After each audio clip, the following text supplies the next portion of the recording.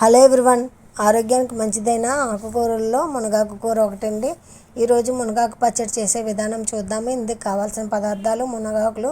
ముందుగా మునగాకులను బాగా కడిగి ఆరబెట్టుకోవాలండి, అప్పుడే పచ్చడికి బాగుంటుంది. ఇంకా పల్లీలు, కొత్తిమీర, టమాటా ఒకటి, వెల్లుల్లి రెబ్బలు, జీలకర్ర కొంచెం, ఎండుమిర్చి.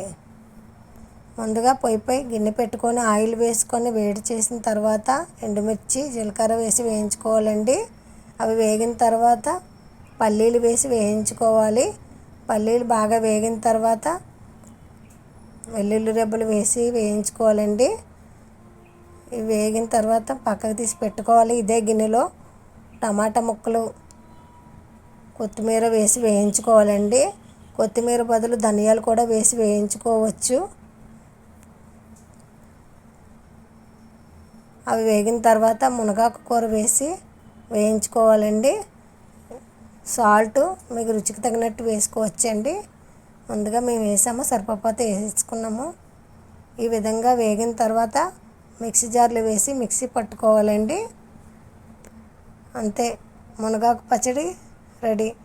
ఈ మునగాకు పచ్చడికి తాలింపు పెట్టకపోయినా కూడా బాగుంటుందండి. మునగాకు పచ్చడి రైస్లోకి, రోటీలోకి బాగుంటుంది. మునగాకుతో ఎన్నో ప్రయోజనాలు ఉన్నాయండి. మీరు కూడా ట్రై చేయండి. ఆరోగ్యానికి ఆకుకూరలు ఎక్కువగా తింటే మంచిదండి. మా ఛానల్ని చూడండి, మా వీడియోస్ని చూడండి, లైక్ చేయండి, షేర్ చేయండి, సబ్స్క్రైబ్ చేయండి. Thank you for watching.